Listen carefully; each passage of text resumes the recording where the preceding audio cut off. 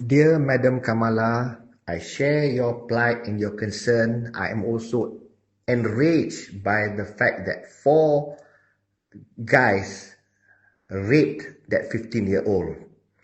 I myself have some 15-year-old daughters, and I'm trying to imagine, what will happen if that were to happen to me. I'll probably be wanting to kill those 4 guys. Okay, but whatever it is, thank you for writing this letter to highlight the plight.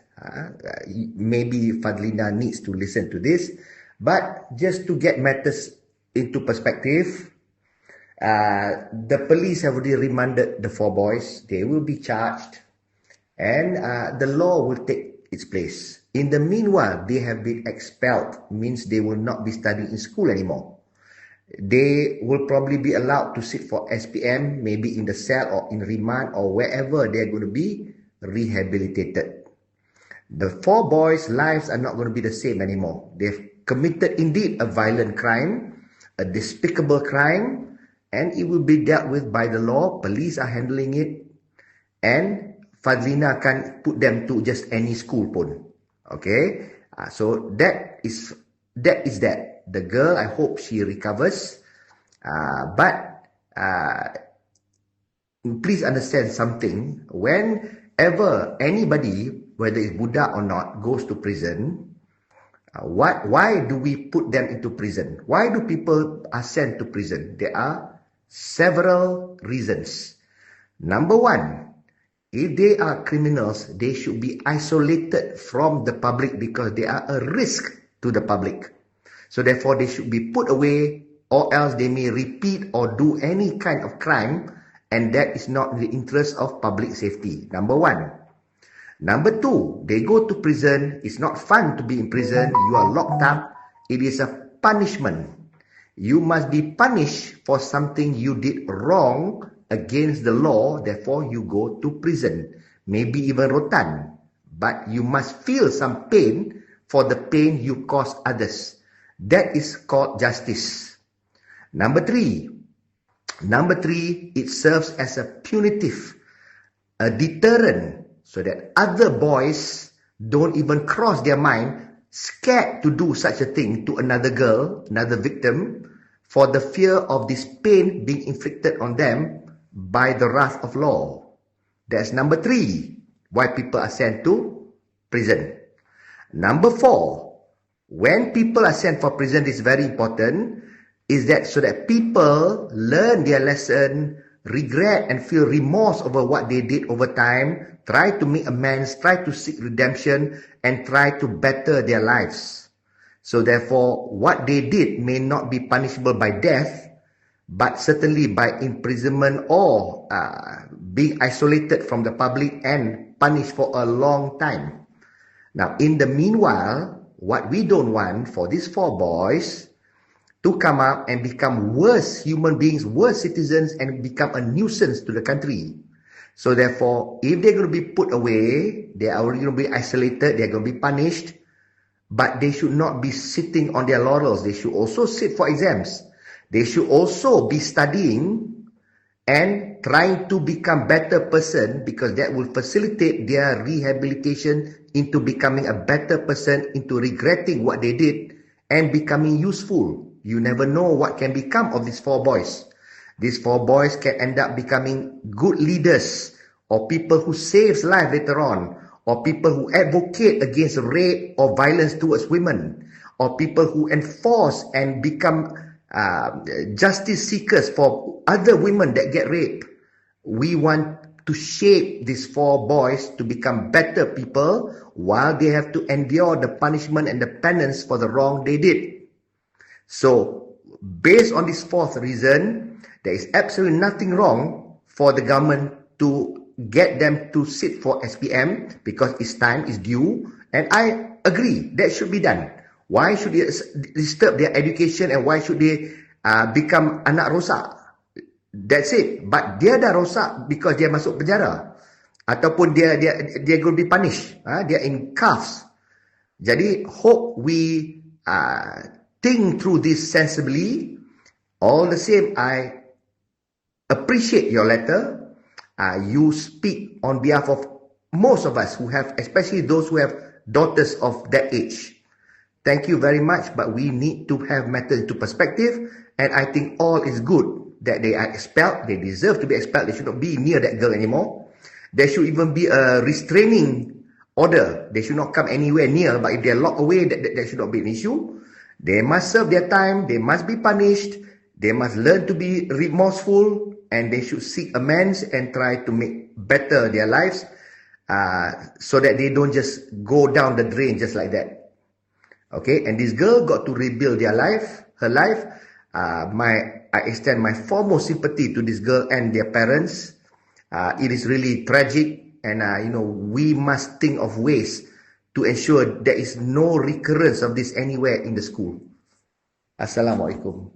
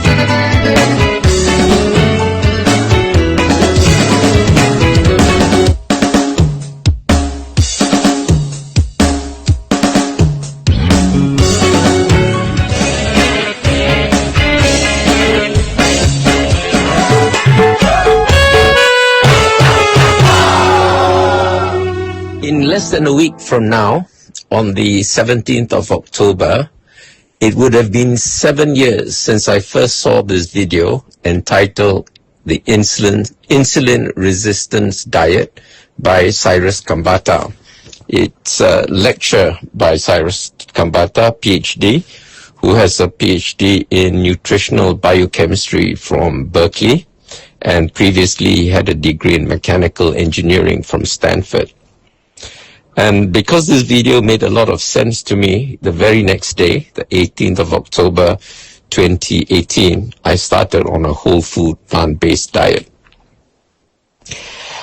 In that video, which actually is, I think is incorrectly named, it should be called the insulin resistance reversal diet rather than the insulin resistance diet. It's a diet that doesn't cause insulin resistance but reverses it. So that was an error, I think, that needs to be corrected. I've also since discovered that Cyrus has oversimplified the analogy. He makes us think of the cell as a house, the insulin receptor site as a keyhole, and insulin as a key that unlocks the keyhole to open the glucose gateway into the cell. The error he makes, or is slightly misleading, is that he presents intramyocellular lipids, which is a form of ectopic fat, as an antagonist that jams up the keyhole, preventing insulin to bind with the receptor site, meaning the key to unlock the keyhole. Well, the truth is a little bit more complex, nuanced, and complicated. The truth is, intramyocellular lipids work further down the line. Okay, so it doesn't act as an antagonist. Insulin does bind with the insulin receptor site.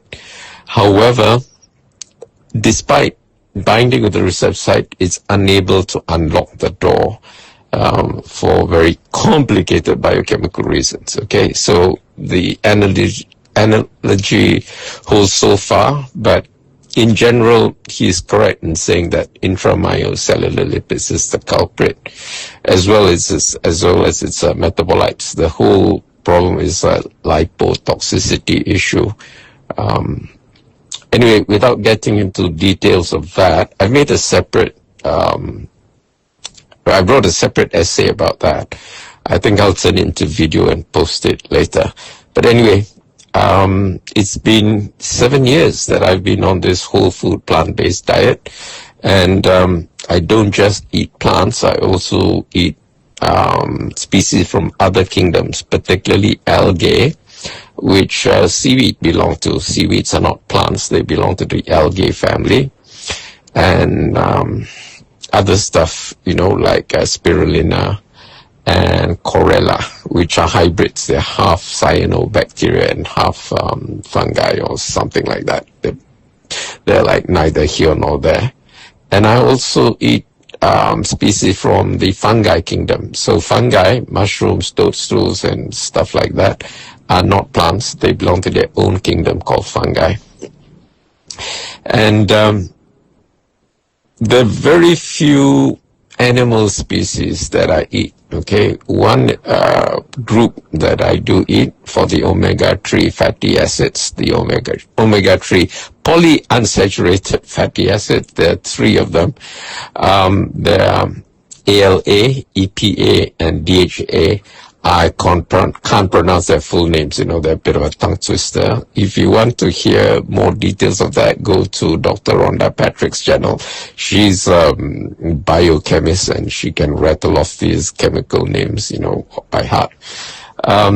Anyway, ALA and EPA are produced in the plant kingdom primarily by flax, chia, walnuts, and DHA is produced mostly by chlorella, spirulina, and seaweed.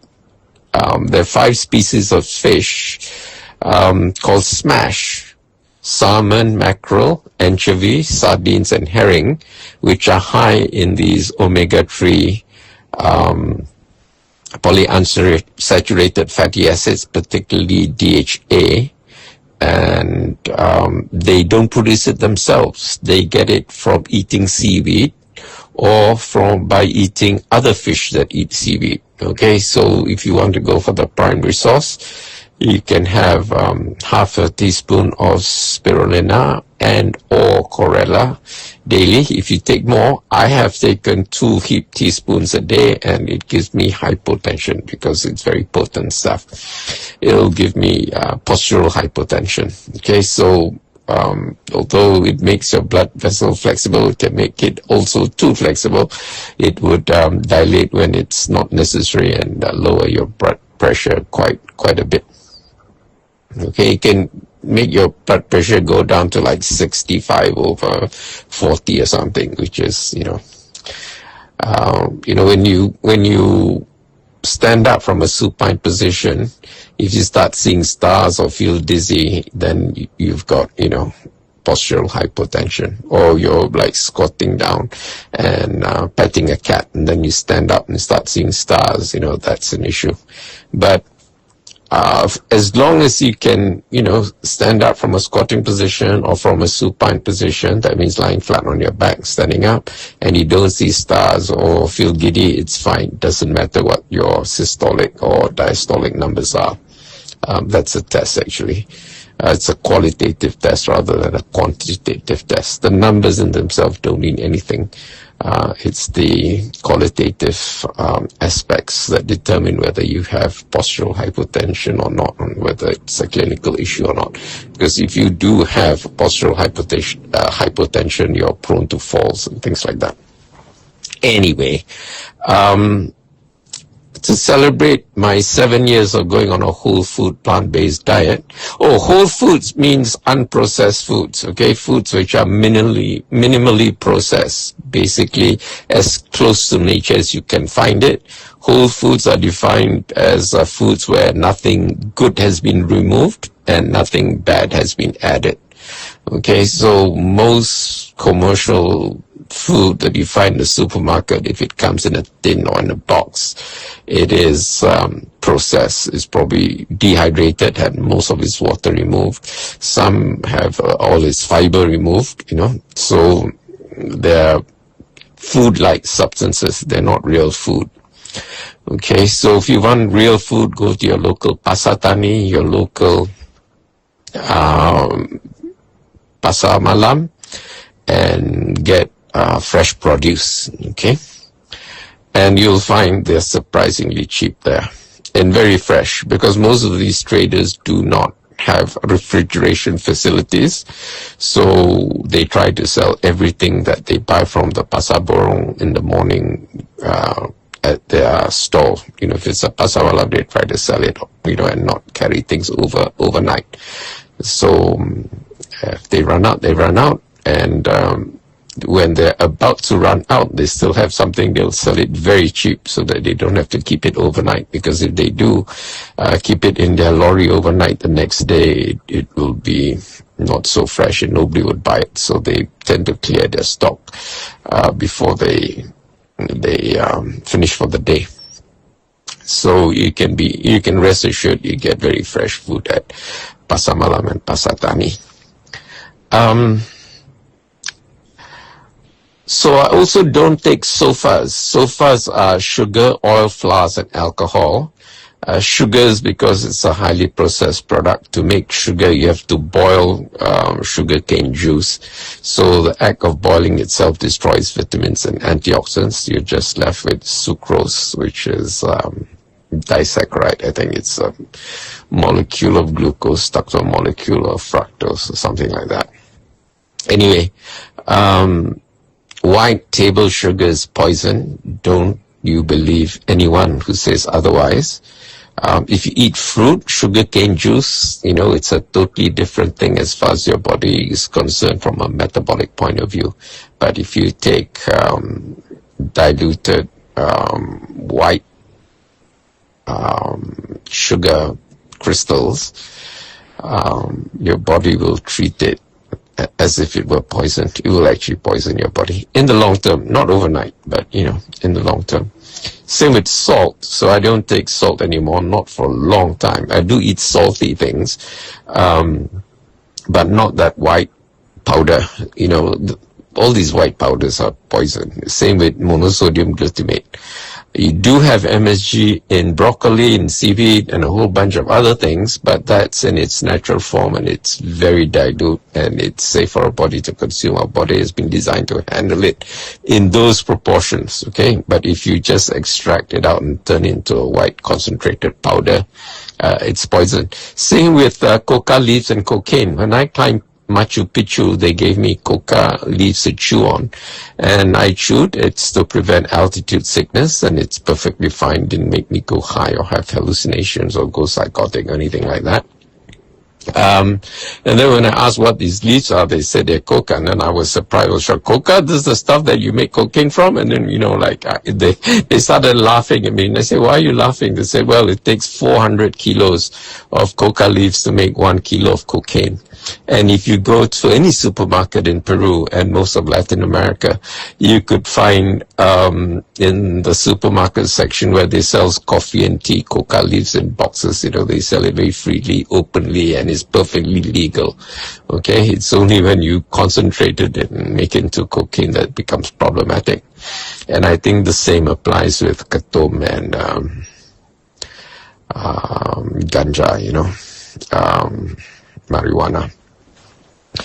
Anyway, the Swiss physician Paracelsus said long time ago, everything is poison, it's only a matter of dose, and he introduced the concept of a therapeutic window. So the idea is everything is poison, even if it's water, the most essential nutrient, there's this story about the number 3 minutes without oxygen, you're dead. 3 days without water, you're dead. 3 weeks without food, you're dead. So water is very essential. 3 days without it, you're dead. But if you try and drink 11 liters of water at one go, you'd be dead too. Your blood in your body is about 11 liters. So if you drink 11 liters of water at one go, that's about 3.5 gallons. You'd dilute your water by half. Your electrolyte percentage would go very low. You'd get convulsions, muscle spasm, headaches, vomiting, diarrhea, a whole bunch of other things, and it will be a very slow, painful death for you. So everything, even the most essential nutrient, is poison if it's in excessive amounts. So the idea is to get its sweet spot. There are also things which are poison, which are not beneficial at any dose, even in parts per million. Things like aluminium, cyanide, copper is also a two-edged sword. We need it in very small amounts, but if you exceed that in a very small amount, you can get over-methylation, and you can get bipolar disorders and schizophrenia and stuff like that. So copper is problematic. Aluminium is strange. It's an element that the body does not require at all. We have no dietary requirement for it. It's very strange. It occurs in nature, it's there, but our body just doesn't need it at all. And if it's in the body, it causes problems. Okay? So get rid of all your aluminum cookware. And for the same reason, you should get rid of your copper cookware, because if you have copper or brass is alloy of copper and tin.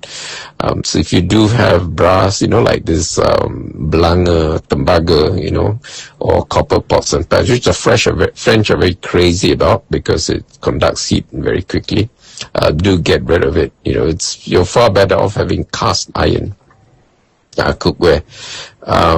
Anyway, you do need copper, but it's very easy to overdose on copper, and it's very easy to overdose on aluminium because no dose is safe as far as aluminium is concerned. So just get rid of all your aluminium cookware. Most rice cookers have an aluminium steel bowl, and the ones which are Teflon covered are the worst, because these Teflons will come off, scrape off, and they are microplastic. Teflon is a plastic of sorts, and it's indestructible. It doesn't biodegrade, so it will become microplastic that will get stuck in your body at cellular level and prevent lots of physiological processes from happening. And what's worse is Malaysia is the world's dumping ground for plastic, and as people, Malaysians have in their body the most microplastic in the whole world. It's sad, but it's true. And it's about time we wake up to that fact and do something drastic about it. Okay, anyway, Saturday, 18th of October, 2025, I'm going to celebrate 7 years of eating a whole food plant-based diet. The celebration would be at the Malaysian Association for the Blind Canteen. It's in Brickfields in Jalan Tebing off Jalan Tun Sambantan 4. The easiest way to get there is by monorail. It's one stop away from KL Central. Just get out of the monorail, cross the road. There's a traffic light there, and you're at the MAB complex. Just tell the guardhouse you need to go to my function in the canteen, and they'll show you the way.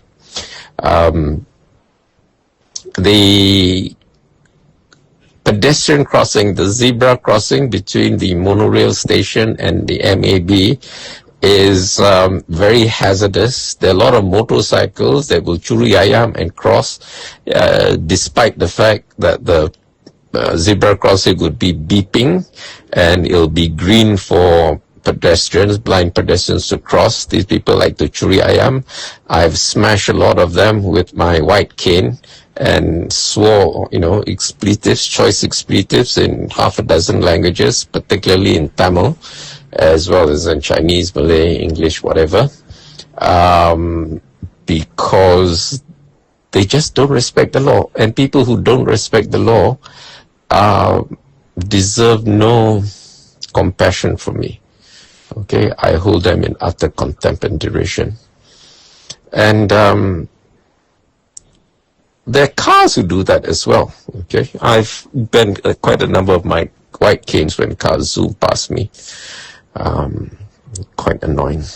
They even do it at the pedestrian crossing at UMMC. There's one particular incident where my cane got quite badly mangled by a car that just zoomed past, even though it was supposed to be red for cars, and it was green for pedestrians to cross.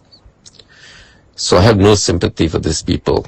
I mean, I wish if I were autocratic dictator, I'd put them against a firing squad and be shot, because they don't deserve any progeny, I mean, we don't want children of stupid people to be born, because they're most likely to be equally stupid. or disrespectful for the law, because I think respect for the law is inherited from parental behavior. Children imitate what their parents do.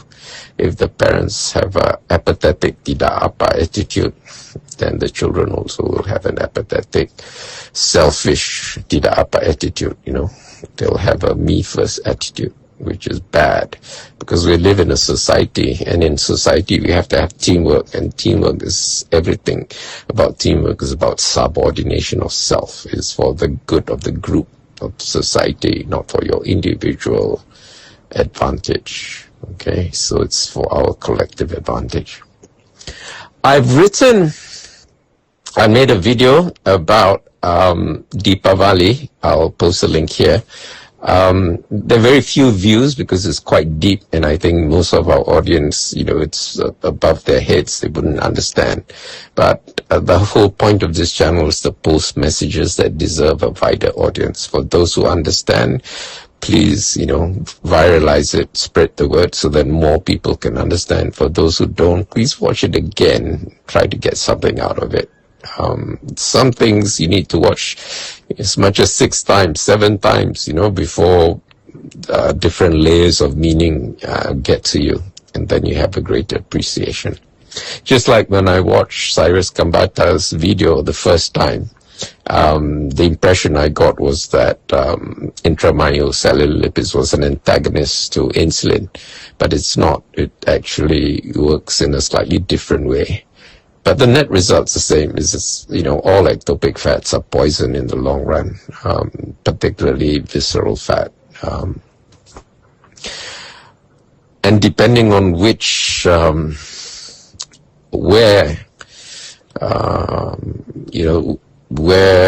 the intramyocellular binds at which particular gland or organ, it will manifest as different diseases. Most commonly as chronic kidney disease, but also cardiovascular disease, and also dementia. In fact, dementia is now known in some circles as type 3 diabetes. Okay, when cells are deprived of glucose, they starve of fuel, so they atrophy and die. And when the cells in that particular organ dies, then the organ fails, and when the organ fails, you have a problem with that organ.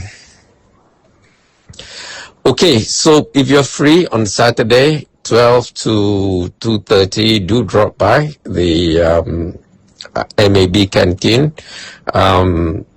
Invitations by, donation. If you donate 50 ringgit or above, you can drop by. You can donate by scanning the QR code. I'll provide a link in this video, or you can pay when you come. I'll have a curated menu, but the curated menu is only for the first 8 people to come.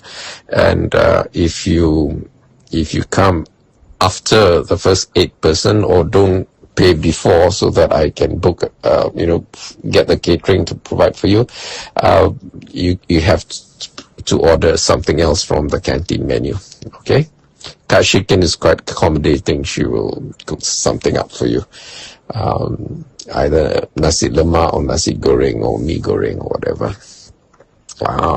But the menu for the first 8 people would be curated by me, and it will be a whole food plant-based menu. It'll be nasi ulam actually. Okay, that's it for today. I know this is a long video, but I just want to get the message out there. See you next time. Bye. Why WFPB, Doctors for Nutrition? WFPB stands for Whole Food, Plant-Based, a diet and lifestyle focused on plant-derived foods that are unprocessed or minimally processed, while minimizing or excluding animal products and highly refined ingredients. The diet emphasizes fruits, vegetables, whole grains, legumes, nuts, and seeds, while avoiding added sugars, refined flours, and oils. The core principle is to eat foods in their natural state or close to it, rather than highly processed imitation products. Key principles: whole foods. Foods that are in their natural, unrefined state or have undergone minimal processing, like canned beans or frozen vegetables. Plant-based. Foods that come exclusively from plants, excluding meat, dairy, eggs, and honey. Minimal processing, a focus on foods that are as close to nature as possible, avoiding ingredients that are heavily refined, such as white flour, white rice, and added oils. Nutrient dense, prioritizing foods rich in fiber, vitamins, and minerals to meet nutritional needs. Foods to emphasize. Fruits and vegetables, a wide variety of fresh and colorful produce. Whole grains, such as brown rice, oats, quinoa, and whole wheat. Legumes, beans, lentils, chickpeas, and peas. Nuts and seeds, almonds, walnuts, chia seeds, and flax seeds.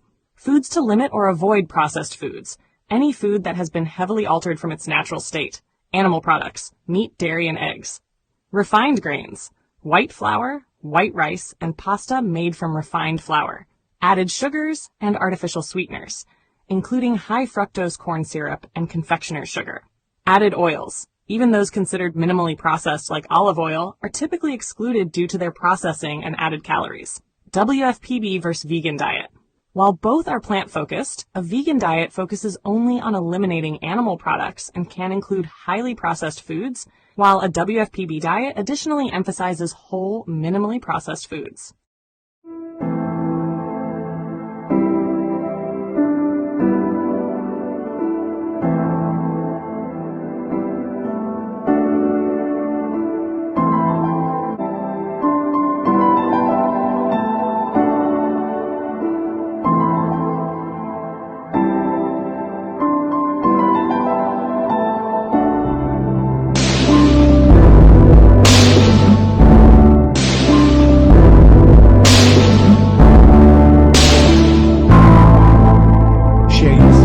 In the comments below. Don't forget to like this video and subscribe to our channel to show your support.